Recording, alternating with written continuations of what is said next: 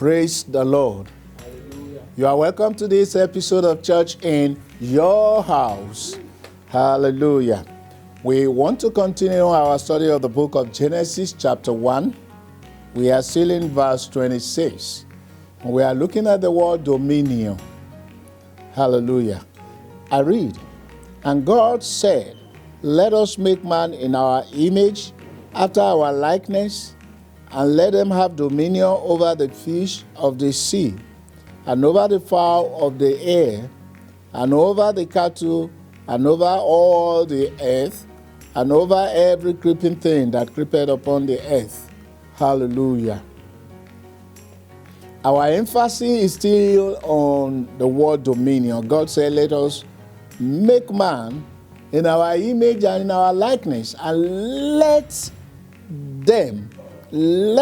them have dominion. Hallelujah. And that word dominion means control. Be able to rule. Let them rule over. Let them have control over. And I said the first thing for us to exercise that control on is self. And we are still looking at various aspects of self-control. Today we want to look at dominion over fear. Fear is a terrible force that kills on a daily basis. Hallelujah. You see people living in fear of various things. Fear of death, fear of sickness, fear of height, fear of failure, fear of cockroaches, fear of rats, fear of all manner of things. But the truth is this, what we are afraid of, God has given us power over them. Hallelujah. So, it is not God's will for us to live our life in fear. My Bible tells me that fear has torment. If we look at the book of 1 John chapter 4, verse 18, it says, there is no fear in love, but perfect love casteth out fear, because fear hath torment. He that feareth is not made perfect in love. Hallelujah. Hallelujah. Fear hath torment. And so, when you're looking at somebody that is exercising the spirit of fear, that person at that particular point in time is listening to what the devil is saying, not what God is saying. Our love for God will cast out all fear. Why? If you love God, you will know that God loves you. And you will know that God will do what His word says He will do for you. But whoever is living in fear, will be tormented. There's so much torment with fear. Many times, what you are afraid of are things you just imagine, the evil you imagine with your mind, the evil the devil makes you imagine with your mind that will never come. You know how many times you have lived in fear or the dread of something, and that thing never happened. And so you have the power. God has given us power over fear. We can choose not to be afraid, and we choose to operate in faith. Faith is the opposite of fear when you are talking spiritually. Faith comes from trusting that God will do what His word says He will do. Fear is trusting that the devil will do what is putting in your mind that he will do. But from this day henceforth, know that you have authority, you have dominion over that spirit called fear. Hallelujah. I say hallelujah. I want us to look at one verse of scripture. Joshua chapter 1 verse 9. Joshua 1:9. The Bible says, have not I commanded thee? Be strong and of a good courage.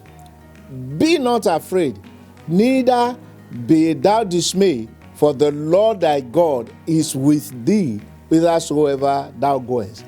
Joshua in this time after the death of Moses, they handed over the leadership of the people of Israel to him. He was to lead them to the promised land, but he was filled with fear.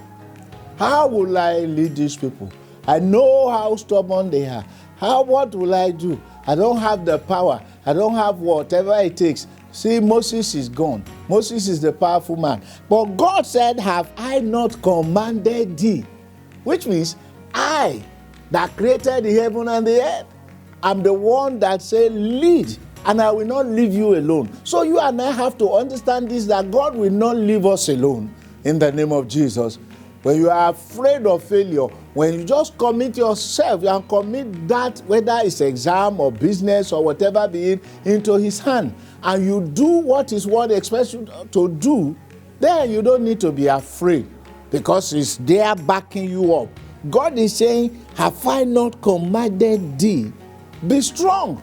So you and I have to be strong. That's how to have dominion over fear. You'll be strong, and your strength is in the Lord. Your strength is trusting his word, not your imagination.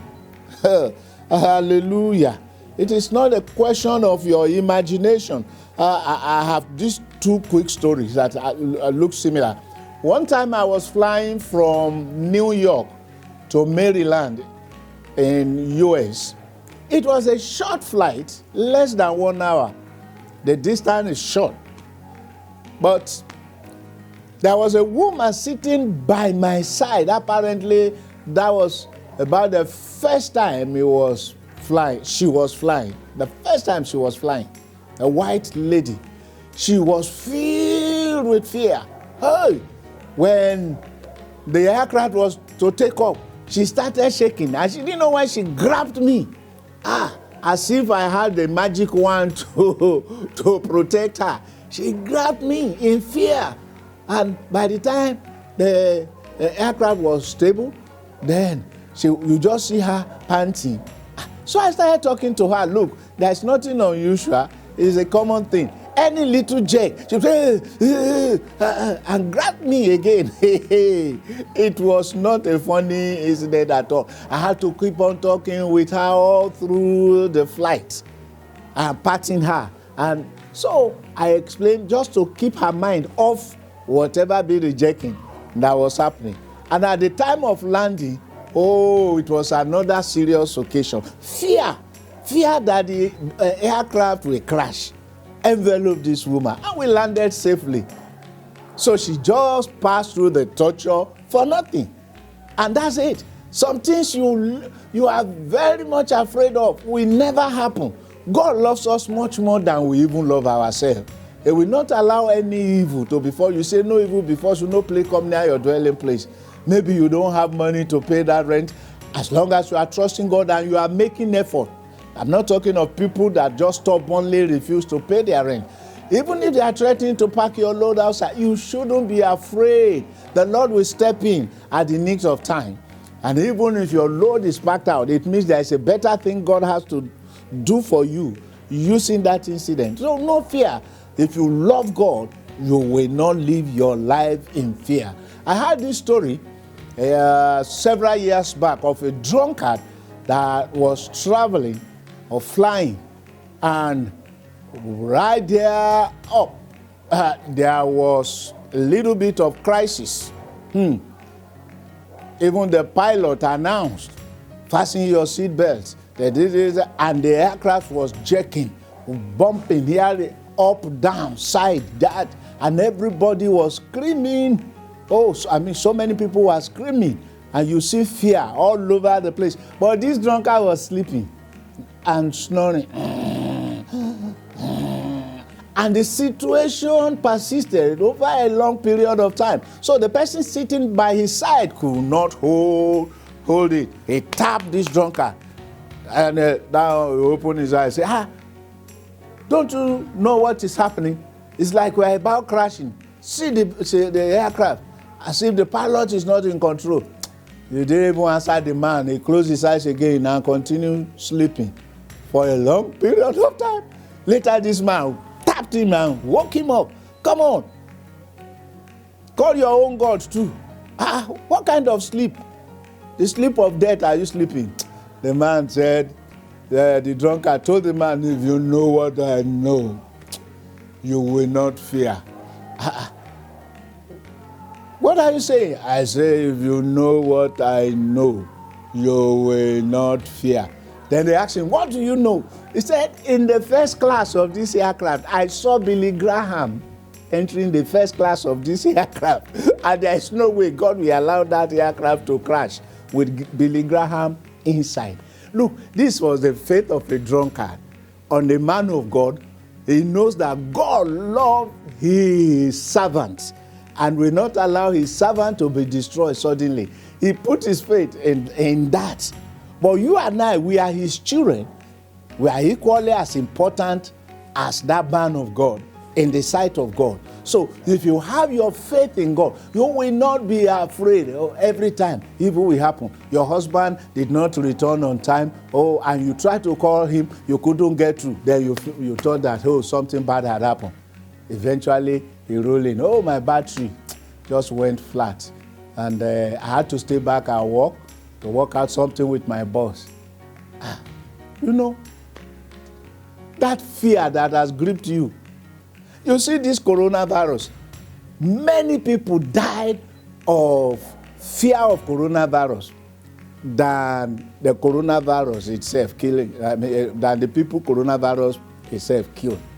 In many nations, so many people died because of the fear of coronavirus. That fear pushed them to take a precaution that even destroyed them.